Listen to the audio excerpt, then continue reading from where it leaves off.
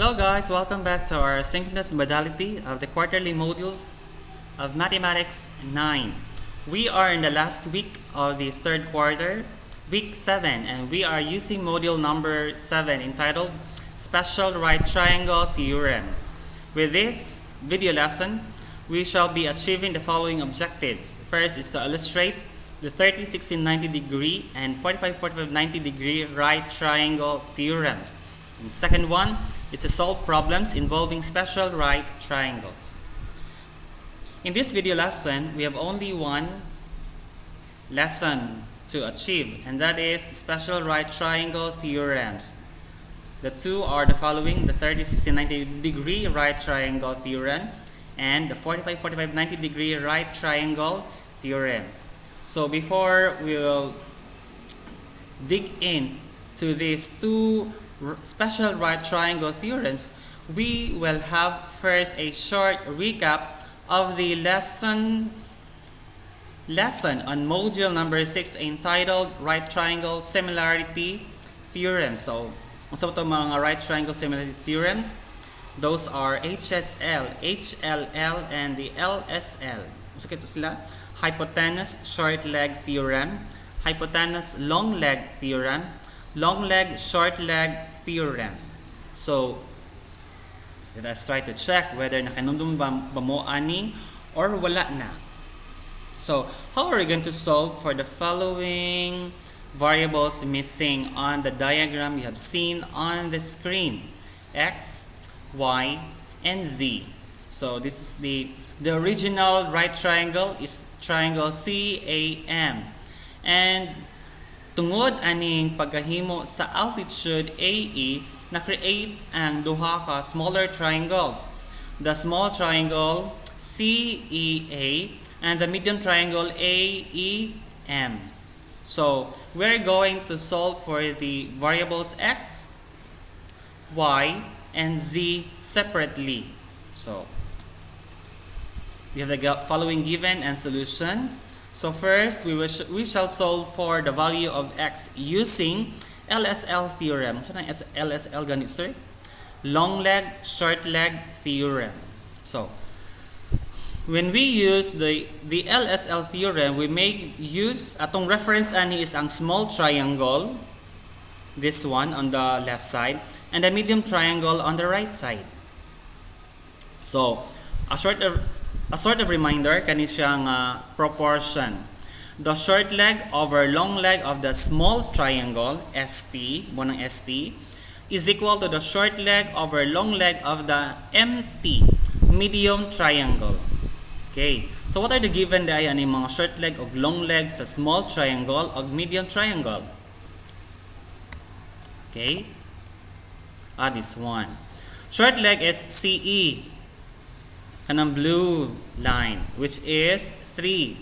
Then over long leg AE, the altitude, which is represented by X, ng 3 over X, is equal to the short leg over long leg of the medium triangle. Short leg of the medium triangle is AE, altitude, which is represented by X. Then long leg of the medium triangle EM, represented by 12. So, we have this following proportion. So, what's next to do is to cross multiply. So, X times X is the square of X, or X squared. 3 times 12 is 36. To solve for the value of X, we will apply square root property on both sides. So, that would be the square root of X squared is equal to the square root of 36. We know that the square root of X squared is X simply because the imaginary index 2 cancels the exponent of base X, which is 2. So, X na lang is equal to 6. Why 6?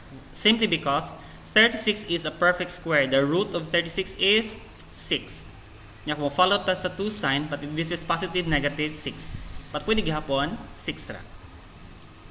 Okay? So, how about looking for the values of Y and Z, the left and the right leg of the big triangle?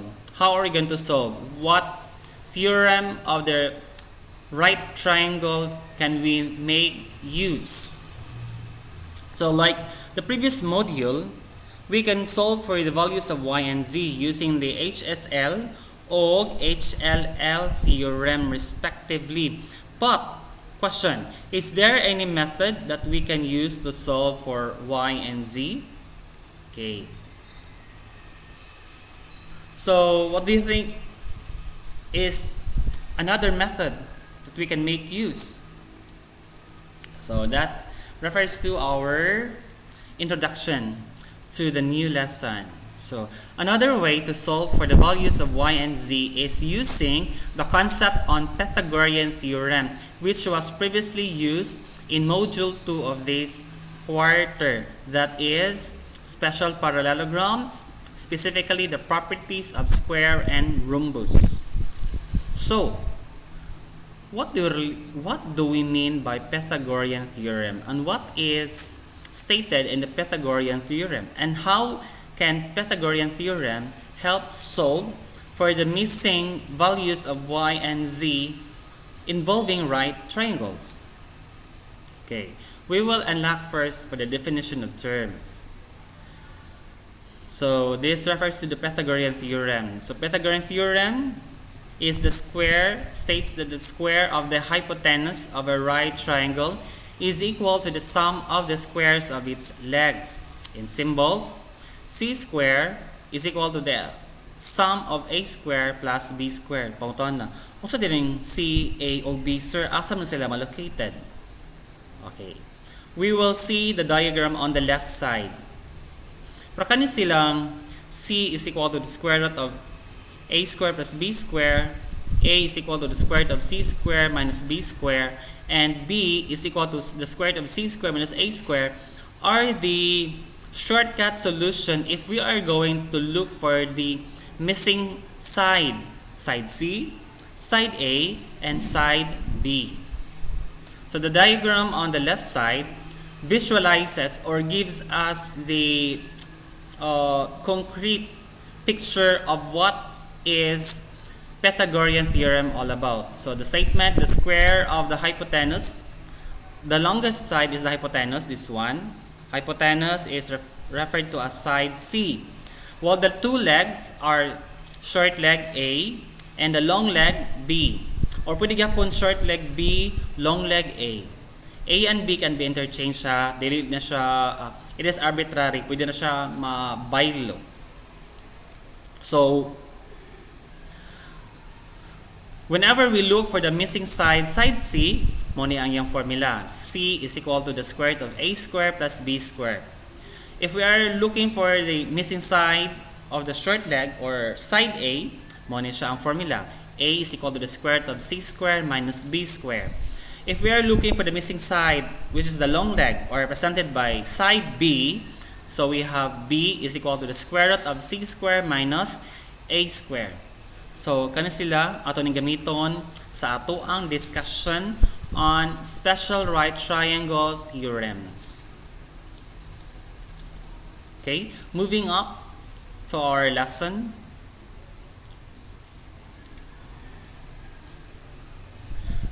We have the following example.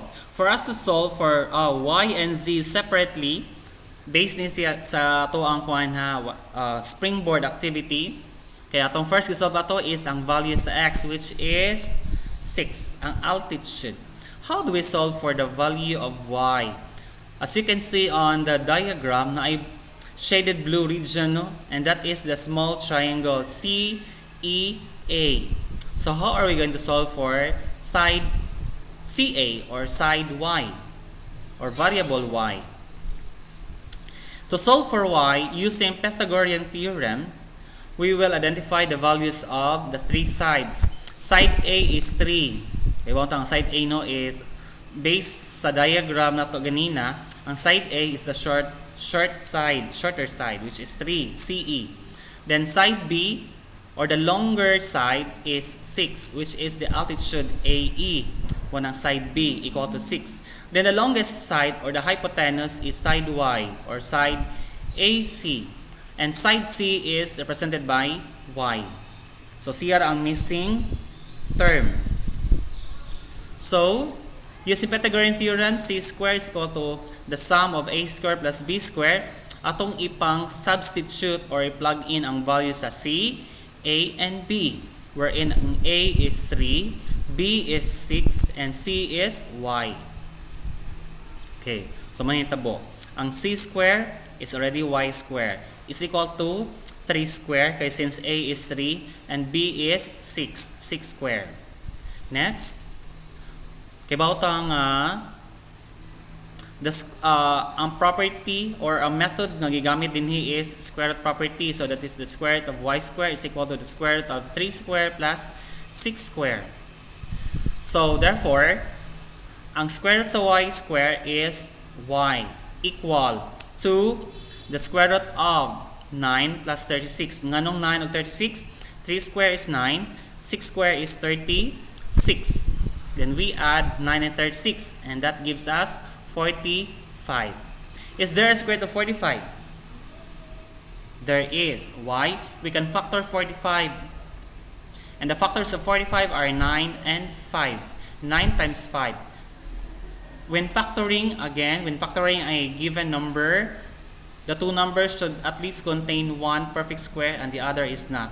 And 9 is a perfect square. 5 is not.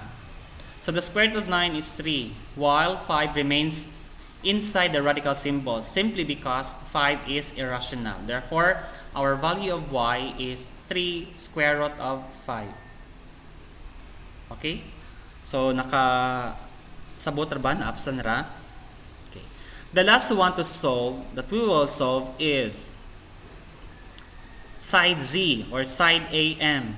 And that uses the medium triangle. So, kita mo, ang y is already 3 square root of 5. Ang x is 6. Ang missing na lang is ang side z. So, to solve for z using Pythagorean theorem, we will identify the following given sides. A is 6. Bawat ang A, shorter side sa medium triangle, which is 6. The longer side is EM, which is side B, given 12. And the longest side or the hypotenuse is side AM, represented by side Z, wherein ang C is equal to Z. So, we have identified the values of A, B, and C. Next, we'll be using the Pythagorean theorem. C squared is equal to A squared plus B squared. Then plug in ang values sa A, B, and C to the following. C is Z, so Z squared is equal to 6 square plus 12 square. If there are irregularities, labi na sa module, no? Okay, makita to sa module, sa kanang second box, nag-start og z square, then nausab ang iyahang variable na nahimong y, ug y. So please take note, nasaya pa na siya, technical error. So bear with this video lesson. So to continue, square root property on both sides. So square root of z squared is equal to the square root of 6 squared plus 12 squared. Therefore, z is equal to the square root of 36. Okay, 6 squared is 36. 12 squared is 144. Then next is to add. 36 plus 144 is 180. Next thing to do is to factor 180. And the factors of 180 nga na ay perfect square are 36 and 5. 36 is a perfect square, the root is 6, while 5 remains inside the radical symbol simply because it is considered irrational. Therefore, side Z or side AM of the big triangle is 6 square root of 5. Okay, so this is one way to solve for the missing side of a given right triangle, aside from using the right triangle similarity theorems katong HSL, HLL, o LSL. So we can also make use of the Pythagorean theorem and we can arrive the same answer. So moving on with our lesson. So what is it? With Pythagorean theorem, we can easily solve for any missing side of a right triangle. Basta right triangle lang gid siya, pwede magamit ang Pythagorean theorem. But for any other triangle, we cannot make use of the Pythagorean theorem kay applicable ra man gid siya para sa right triangle only. However, there are features of a right triangle that we also need to consider, and that is its angle measurement that has in effect to the length of its legs, or the two sides, the short leg and the longer leg. But sometimes the legs are the same aside from its hypotenuse or the longest side.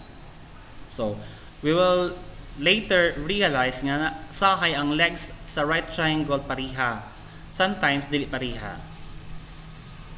So these angle measurements are in two forms. So what are these two forms in terms of angle measurement? First is the 30, 60, 90 degree right triangle, and the second one is the 45, 45, 90 degree right triangle. So what shall we do with this? To help us solve any missing side or sides of a special right triangle, we shall make use of the Pythagorean theorem again. So let us study the few examples to understand the concept. So the first concept that we will discuss of the special right triangle is the 45, 45, 90 degree right triangle theorem. It states that in a 45, 45, 90 degree right triangle, manang RT, ako nang shortcut lang ha, right triangle, the legs are equal since it is an isosceles right triangle, while the hypotenuse, ang pag-solve sa hypotenuse is equal to square root of 2 times as long as each leg. So kung mag-solve ta sa hypotenuse kuno, yan ay given ang iyang leg, multiplyan lang ang leg og square root of 2.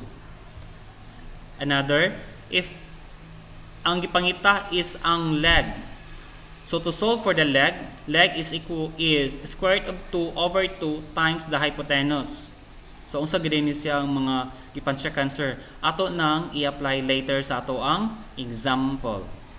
So sa first condition, kung ang gipangita kay hypotenuse unya given ang leg, so leg times square root of 2 ra. Pero kung given ang hypotenuse nya gipangita ang leg, so leg is equal to hypotenuse times square root of 2 over 2. Later. This one. So the 45, 45 degree, 90 degree right triangle. So asa 90 degrees ana sir? Kani diri ang right angle. The third missing angle is the right angle, and that measures 90 degrees. The two remaining angles are 45 and 45, so the same. So if the base angles are the same, base angles may tawag niya, di ba? So therefore the legs are also the same. That's why we call isosceles right triangle. And the longest side, the hypotenuse is the longest side, no? Side C. So ang leg, ang first leg o ang second leg, or the walay shorter leg, walay longer leg ani, because this is isosceles man. So therefore the legs are the same. Even if giname na siya as A and B, so chances are ang A is just equal to B. Why? By virtue or by definition of isosceles right triangle. Okay, so how are these sides represented? So pag-represent sa leg A, leg B, o hypotenuse C. To show the proof, we use Pythagorean theorem and we solve it this way. So given the Pythagorean theorem, the square C is equal to A square plus B square, wherein side C is C square gihapon, then A square plus A square, nga A square plus A square, sir nga, A side B man to. Naibaw man ta nga sa isosceles right triangle, the legs are the same. Therefore, the value of A is just equal to the value of B. So therefore, A is equal to B, or A is equal to A, or B equal to B. In this case, wherein A is equal to B, so therefore ang B, mapulihan siya og A. Muna A square plus A square. Okay? So, next. C square is equal to 2A square. Ganun 2A square mo na, sir? Why? A square plus A square. Dili mo na pwede A4, no? Okay, dili mo na siya multiplication. The operation involved is addition. So therefore, ang iyahang numerical coefficient tapad sa a square is 1. 1a square plus 1a square is equal to 2a square. Then to solve for side c, square root property. Okay, the square root of c squared is equal to the square root of 2a squared. By the way, this one is just a proof ha. Dili gid siya ang main nga gamiton sa pag-solve later. So, cancellation index of exponent 2. Therefore, side C of the 45, 45, 90 degree right triangle is equal to a squared of 2. So, meaning ang hypotenuse C is just equal to the side A. Diba ang side A ug side B parehara no ang legs. So, meaning hypotenuse is equal to side A or the leg. So, kung unsay measurement sa leg represented by side A, i-multiply lang sa square root of 2. So, mo tong ingon ganina nga ang hypotenuse is equal to the or is equal to the leg times square root of 2. Now, if we are looking for the leg which is A, that means ang leg is equal to the hypotenuse times square root of 2 over 2. Okay, we have the first example of the 45, 45 degree, 90 degree right triangle. Given one side of its leg is 8 centimeters. Find side X and side Y. Solution. Since legs are congruent, kaya bang tanong nga sa isosceles right triangle, the legs are congruent. So therefore, side X is also 8 centimeters. Then, hypotenuse will be equal to Y equals leg times square root of 2. O man ni siya. Side C. Ang side C din here is represented by side Y at the hypotenuse based on the diagram. So, Y is equal to the leg times square root of 2. So, pila may leg na to? Leg is 8 centimeters, no? Same po sa value sa X. So, therefore, if the leg is 8 centimeters, taparan lang og square root of 2. Dili na siya pwede 8 times 2 is 16, ha? Square root of 16, dili in town. But, tapad ra ang 8 og square root of 2. Why? 8 is rational, square root of 2 is irrational. So, that is our answer. Second example of the 45, 45, 90 degree right triangle. Given Y and X are missing. Nakibaw ko nga kung right triangle, isosceles right triangle, the legs are the same. Given the hypotenuse. Ganina sa definition of 45, 45, 90 degree right triangle theorem, to solve for the, kung given ang hypotenuse, to solve for the leg is equal to the hypotenuse times square root of 2 over 2. See. To solve for the two legs when y is equal to x, kabauta nga ang y o ang x parihara no. A is equal to b. Therefore, to solve for y or x parihara since y is equal to x, so we can make use of only one variable, and that is leg y is equal to the hypotenuse, hypo lang ha ako ng shortcut kitaas kayong word, hypotenuse times square root of 2 over 2. That is the process of solving for the leg given the hypotenuse. So therefore, leg y is equal to, ang hypotenuse is 16.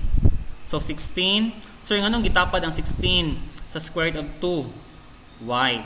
Hypotenuse is whole number man no.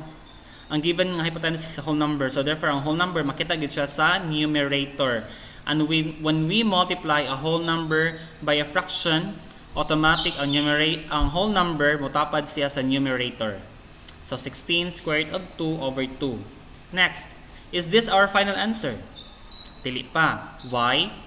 16 is rational, while ang denominator 2 is also rational. So therefore, pwede siyang ma-simplify, ma-reduce. So what is 16 divided by 2? That is 8. Then, copy square root of 2. So that is our final answer. Y is equal to 8 square root of 2. That is our second example. For our third example, okay, we have the square, a box. So yung abot kag square, sir, oy nga itong diskutan is right triangle naman. Okay. For our next example, we have a square. Nakibaw to sa property sa square, the diagonal is the angle bisector. Ang diagonal ba? Kaya siya. Is the angle bisector of the two opposite angles. Nya, when it is an angle bisector, nakibaw ta nga ang upat ka angles, ang upat ka vertices sa square measures 90 degrees. So, if ang diagonal is an angle bisector, therefore mutunga siya sa 90 degrees into two halves. So, pili ka tunga sa 90. 45. So, makita gyapon nimo ang diagram sa right triangle, where ang base angle is 45, ang picas 45, 45, 45. So, missing leg, left leg or right leg. Then, the hypotenuse or the diagonal is 10 centimeters. So, puparehar po siya sa second example, no? Kita mo? The length of the diagonal is 10 centimeters. Find the length of each side. So, kaya bawang sa property sa square, all the sides are congruent. So, therefore, if ang diagonal ni go across sa middle sa square, it creates two isosceles right triangle. So, to look for the four missing sides, we shall only be solving for one side since all the sides are equal man. So therefore, using the concept on finding for the leg is equal to hypotenuse times square root of 2. So leg is equal to hypotenuse times square root of 2. Leg is equal to the hypotenuse. The hypotenuse is 10. So 10. Then copy square root of 2 tapad over 2. Ngano ganang 10 na nitapad ni square root of 2 kay ang 10 is whole number. And when a whole number is multiplied to a fraction, automatic ang whole number motapad siya sa numerator. So 10 square root of 2 over 2. Then we can reduce 10 of 2 since they are rational numbers. So 10 divided by 2 is 5. Then copy square root of 2. Dili na may tabuhang ang square root of 2 maabot siya sa denominator. Dili gina pwede. So our leg is 5 square root of 2. So if one leg is 5 square root of 2, the other 3 legs, that one, measures also 5 square root of 2. By virtue, by definition of the property of the square, that all sides are equal. Okay, moving up to our next special right triangle theorem is the 30, 60, 90 degree right triangle theorem. It states that in a 30, 60, 90 degree right triangle, legs are not equal. Ganina, sa 45, 45, 90, the legs are equal. Here, the legs are not equal. While looking for the hypotenuse is twice the short leg. Or hypotenuse is equal to 2 times leg. Then the shorter leg is half the hypotenuse. So, na ay relationship, katong gingon no, that the angle measurement has in effect to the length of its leg. So, the shorter leg is half the hypotenuse. So, ang short leg, katunga ra siya sa hypotenuse. Or, in other way around, the shorter leg is equal to the longer leg divided by square root of 3. So, later natin masabtan. So, yung anong duha ang formula sa shorter leg? First, if ang given ang hypotenuse, automatic ang short leg, katunga ra sa hypotenuse. Pero kung given ang longer leg, para pangitaon ang shorter leg is equal to longer leg divided by square root of 3. Ana lang ang process. While if we are looking for the longer leg, given ang shorter leg, so longer leg is equal to shorter leg times square root of 3. So your question, what if gipangita ang longer leg niya given ang hypotenuse? Saan man? Simply because kibawtang ang shorter leg is katunga sa hypotenuse. So kung unsay given measure sa hypotenuse, katungaan na mo na ang shorter leg. So masolve gyapon nimo ang longer leg maski to given lang ang hypotenuse. Okay, we will discuss that one through our various examples. Sorry. Okay, diagram. So we have the long leg or the longer leg represented by y squared of 3 mo ni siya. Dara. Longer leg is shorter leg. Atong shorter leg or ang short leg represented by y. Pwede na ma-represented og unsa nga letter ha. But in this case, I represent the short leg as y. So, by definition kani, longer leg is shorter leg times square root of 3. So therefore, long leg is y square root of 3. Unsa ning y? Y is representing short leg. So short leg times square root of 3. Then the hypotenuse is equal to 2y. Ngano? Hypotenuse is twice the short leg. So kaduhaon ang short leg which is y. So 1 ang 2y. Okay? Short leg katunga ra sa hypotenuse. Long leg is equal to short leg times square root of 3. Mora gid siya ang timan-an. Kanira gid siya nga part. Okay, moving to our first example of the 30, 60, 90 degree right triangle. Given side x is the short leg, side y is the longer leg, while 20 centimeters is the longest leg or the hypotenuse. Then the given angles 60, 30 degrees. So how do we solve for the shorter leg, which is x? Shorter leg is half the hypotenuse. Therefore, x is 10 centimeters. Nga no? Kang hypotenuse is 20 man. So, ang shorter leg, x is katunga ra sa 20. Mo ng 10. Gets? Okay. Sir, sa pag-solve sa longer leg, y? Longer leg is equal to shorter leg times square root of 3. So, pila to ang shorter leg?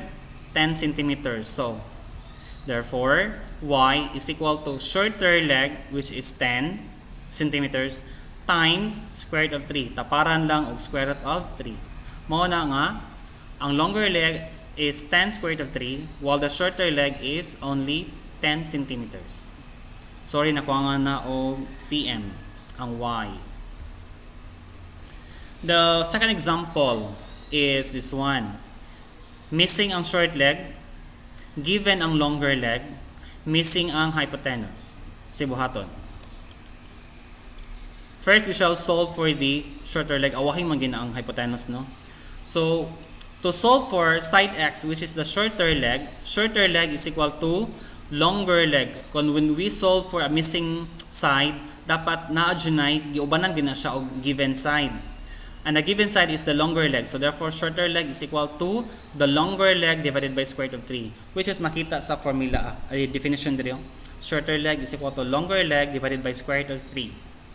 So therefore, shorter leg x is equal to the longer leg 8 centimeters divided by square root of 3.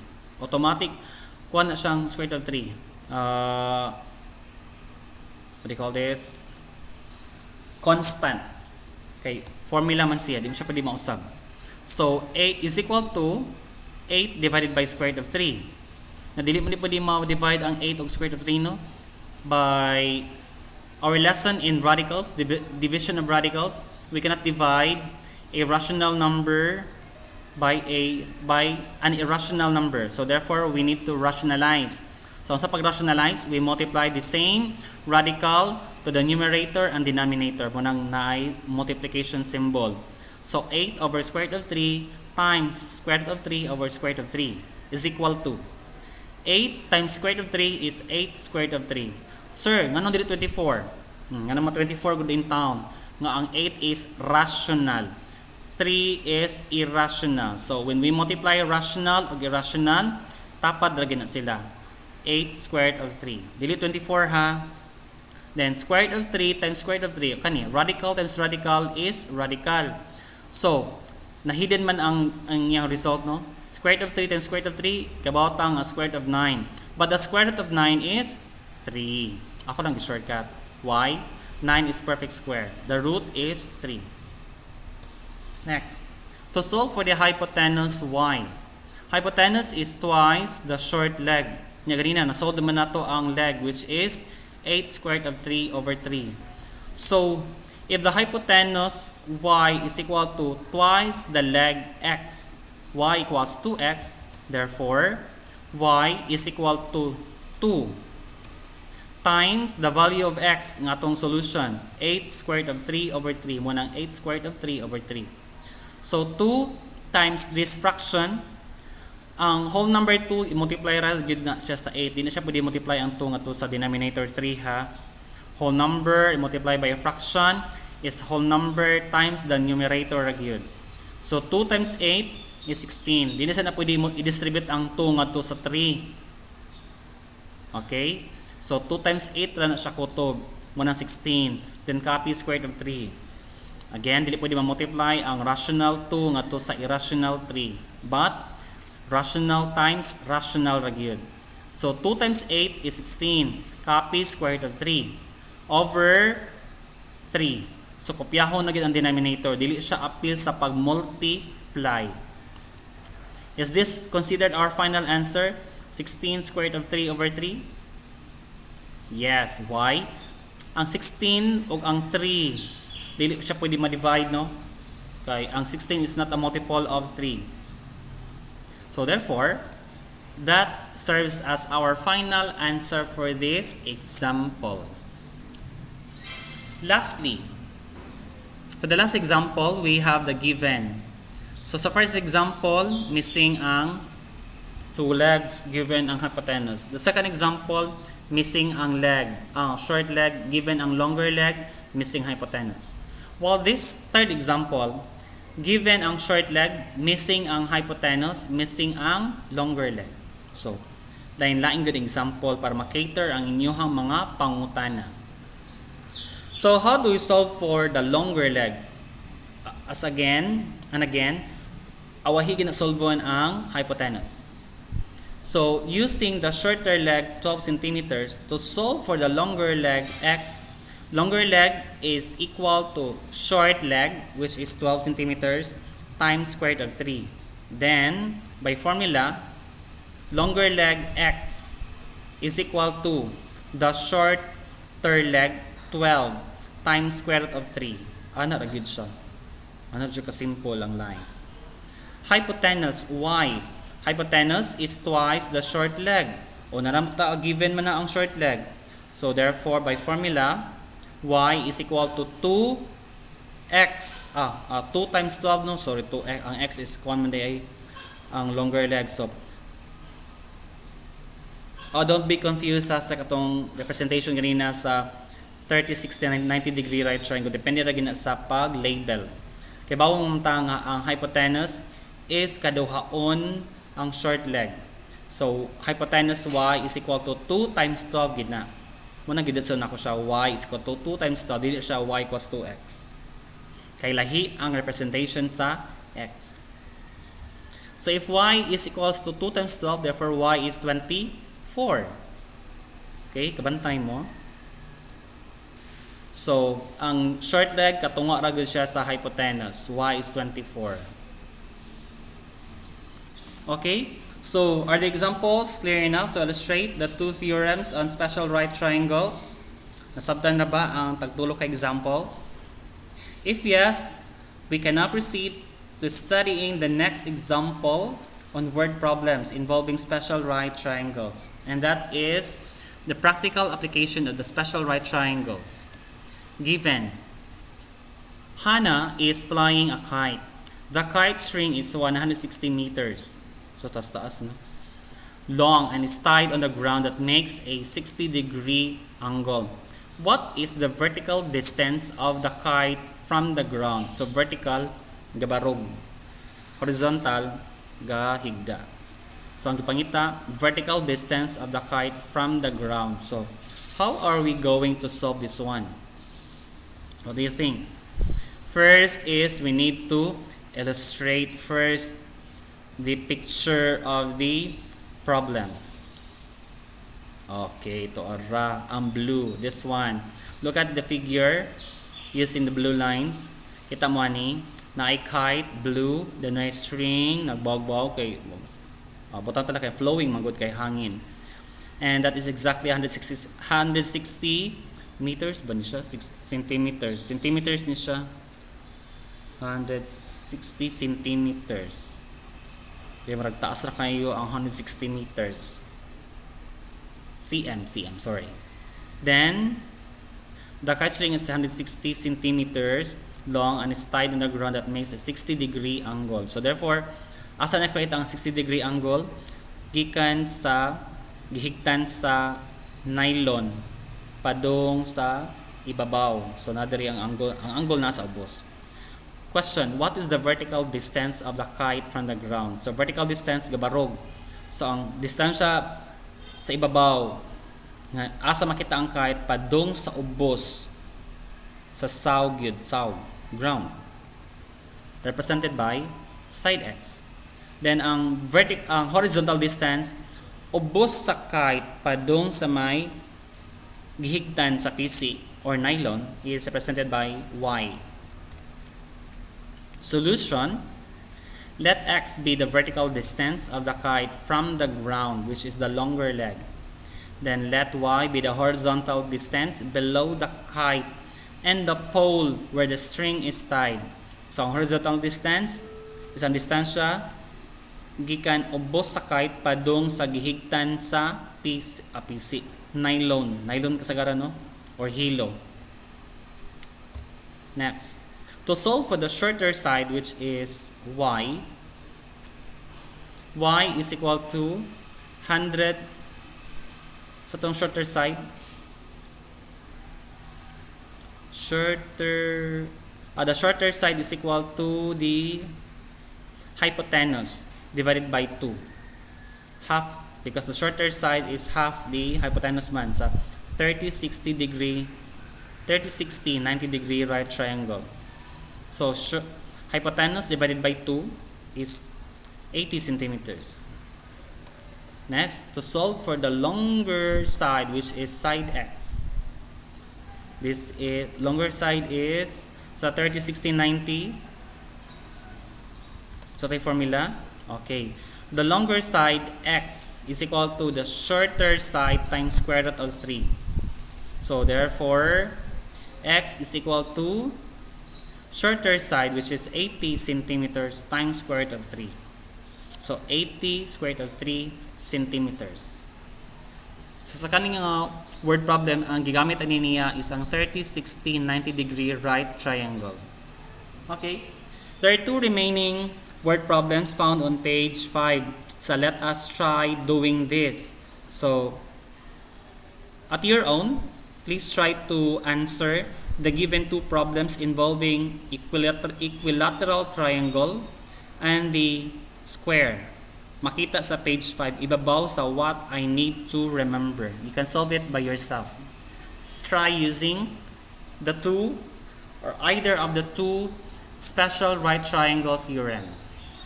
So 30, 60, 90 or 45, 45, 90. Okay, I guess that ends my discussion for this video lesson, Module 7. So for your activity, answer activity 7.1, what's more, on page 6 of your module by showing all your solutions on the 12 right triangles on the given boxes. May 12 kabuk no sa page 6, 12 na kabuok right triangle. And if you are able to solve for the missing side, usara ka missing side ha, sa 12 ka right triangle nga nasa page 6. If you are able to find the missing side, you will write the letter. Kaya na may mga letter no, kana naka-circle, naka-encircle. So if ma-solve na ninyo, isuwat ninyo ang letter ngadto sa box, corresponding box kung asa makita ang inyuhang answer. So dito isuwat pod ang letter. Write the letter on the boxes that match the answer in order to unlock the trivia. So, thank you for listening. Hope this have helped you understanding this module. Module number 7, quarter 3. For any queries, reaction, comments, and suggestions made perhaps, you can message me on Facebook or through my messenger or sa ato ang group chat. Once again, have a good day, everyone. Thank you.